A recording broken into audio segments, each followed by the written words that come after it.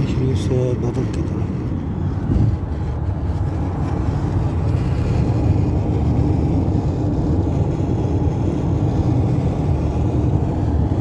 مدینہ شریف سے بدر کی طرف.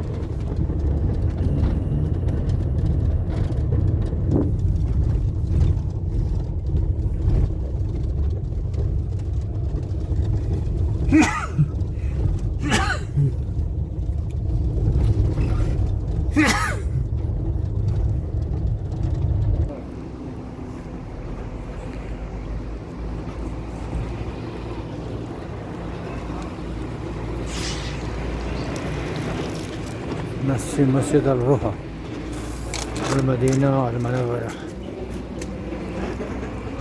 یہاں کہتے ہیں حضور صلی اللہ علیہ وسلم نے پانی پیا ہے اور 70 صحابہ کرام نے پانی پیا ہے. بس کچھ لوگ کہتے ہیں یہ بالکل صحیح ہے, کچھ لوگ کہتے ہیں جیسے ویسے. تو لوگ پانی پی رہے ہیں, ترکی کے لوگ ہیں, بسیں کھڑی ہیں, پانی پی بھی رہے ہیں اور پانی لے کے بھی جاتے ہیں یہاں سے. اس کو آب شفا کا درجہ ہے. ویسے ایک اور جگہ ہے جہاں حضور صلی اللہ علیہ وسلم نے لعابدان بلایا تھا, وہ ذرا روڈ سے ہٹ کر ہے, وہاں ذرا کم ہی لوگ جاتے ہیں. میں گیا تھا 15-20 دن پہلے, آج دوبارہ اس روڈ پہ جانے کا اتفاق ہو رہا ہے.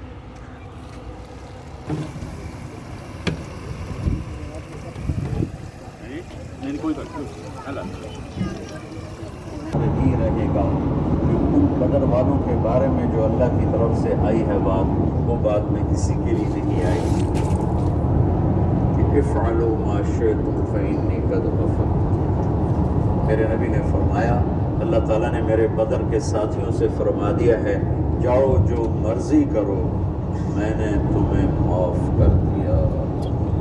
افعلوا ما شئتم, جو مرضی کرو میں نے تمہیں معاف کر دیا. یہ صرف انہی کو کہا گیا ہے, اور میرے مولا کہ تیرا نام لینے والا کوئی نہ رہے گا. یہ بات کسی کے لیے نہیں فرمائی, کسی کے لیے نہیں فرمائی, صرف یعنی دیکھیں کہ ابو سفیان کو جب پتہ چلا تو اس نے فوراً قاصد بھیجا کہ محمد اپنے ساتھیوں کے ساتھ میرے اوپر صلی اللہ علیہ وسلم حملے کے لیے آ رہے ہیں, تو آپ پوری تیاری کے ساتھ میرے لیے ایک لشکر پوری یعنی کہ جنگجو جو ہے وہ بھیجو میری مدد کے لیے. مکے والوں نے فوراً بھیجا. ابو جہل بھی آیا, عتبہ عتیبہ شیبہ ربیہ, بڑے بڑے لیڈران آئے, تو وہ پوری تیاری کے ساتھ آئے. تو ابو سفیان نے کیا کیا, اپنا لشکر جو تھا وہ جو تجارتی وہ جو قافلہ تھا اس کو سمندر والی سائڈ میں لے گیا, یمبو والی کے کنارے میں. تو خیر مقصد یہ ہے بات کرنے کا کہ ابھی یہ جو مولانا بھی بتا رہے کہ اللہ پاک نے فرمایا بدر والوں کے لیے. اب کتنی غزوات ہوئے ہیں جس میں اللہ کے نبی صلی اللہ علیہ وسلم نے خود جنگیں لڑی ہیں. غزوہ بدر پہلا ہے, غزوہ احد خود شریک ہوئے, غزوہ خندق ہوئی, غزوہ خیبر ہوا. لیکن جتنے بھی اس جنگ میں شریک ہوئے باقی جنگوں میں اللہ پاک نے کسی کو یہ خصوصیت نہیں دی, صرف بدر والوں کو یہ کہا کہ آج کے بعد آپ جو بھی کریں, آپ کو کھلی چھوٹ, آپ جو بھی کریں آپ کی پکڑ نہیں ہوگی. یعنی کہ مقصد یہ ہے کہ جو بھی کرو گے معاف کیا جائے گا. معاف وہ ہوتا ہے نا جو غلطیاں ہوتی ہیں. اچھا بجائے اس کے کہ اتنی بڑی بشارت دی, اچھا صحابہ کے اندر بجائے بگاڑ آنے کے کہ یار آج کے بعد ہم جو بھی کریں ہمارا معاف ہے, بگاڑ نہیں آنے دیا نفس کے اندر, اور زیادہ شکر میں چلے گا اور زیادہ اللہ سے ڈرنے والے بن گئے. اچھا ایک تو بات یہ بدر والوں کے لیے یہ فرما دی, کیوں فرمائی کہ اللہ کے نبی صلی اللہ علیہ وسلم کا پورا ساتھ دیا کہ ہم سمجھوتا نہیں کریں گے, بیوی ہیں بچے ہیں کاروبار, مر جائیں گے لیکن اللہ کے نبی کو یہاں سے چھوڑ کے نہیں جائیں گے, یعنی جنگ سے پیچھے نہیں ہٹیں گے. جو اللہ کے نبی صلی اللہ علیہ وسلم حکم دیں گے ہم اس کے اوپر پورا اتریں گے. اس کے اوپر اللہ پاک نے پھر مدد کا فیصلہ بھی اتارا, ملائکہ بھی اتارے. اچھا ملائکہ جو ہے وہ ہر جنگ کے اندر اترے, احد میں بھی اترے, خندق میں بھی اترے, خیبر میں بھی اترے. لیکن بدر ایک ایسی جنگ تھی جس کے اندر جو ہے فرشتے اترے بھی اور انہوں نے باقاعدہ جنگ لڑی ہے. باقی جنگوں کے اندر جنگ نہیں لڑی فرشتوں نے, بدر کے اندر جنگ لڑی. تو اللہ پاک نے مدد بھی اتاری, فرشتے اتارے, فتح بھی دی, اور ایسی شاندار فتح دی, بعد میں بشارتیں بھی دی کہ جو اس میں شریک ہوئے ان کی اگلی پچھلی ساری خطائیں معاف بھی ہوں. شاندار یہ جنگ, ان راستوں سے گزرے ہیں سبحان اللہ. 313 کے لیے فرمائی کہ جتنے اہم لوگ ہیں یہ اسلام کی بنیاد ہیں, اساس ہیں, اثاثہ ہیں. اگر یہ شکست کھا گیا اور مارے گئے تو پھر یا اللہ تیرا نام بھی دنیا سے گیا. تو آپ نے ہجرت فرمائی نبوت کے 14ویں سال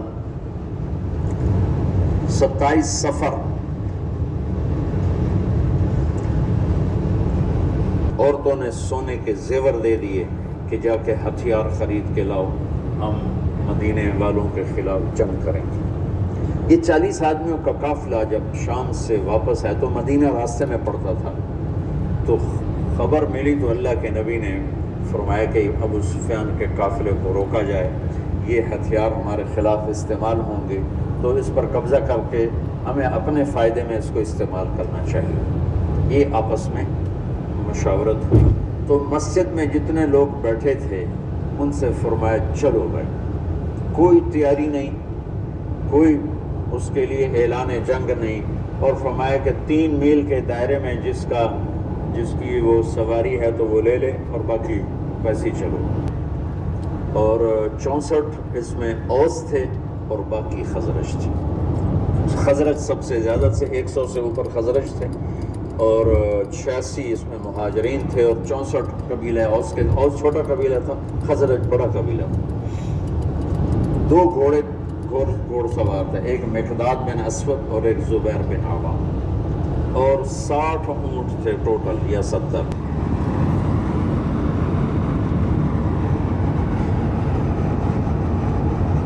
بنو عباس, بنو ہاشم, کچھ مسلمان ہوئے تھے کچھ نہیں ہوئے تھے, وہ تیار نہیں تھے. لیکن حضرت عباس اندر سے مسلمان ہو چکے تھے, لیکن وہ اپنی قوم کے پریشر میں آ کر وہ بھی ساتھ نکلے ہوئے تھے.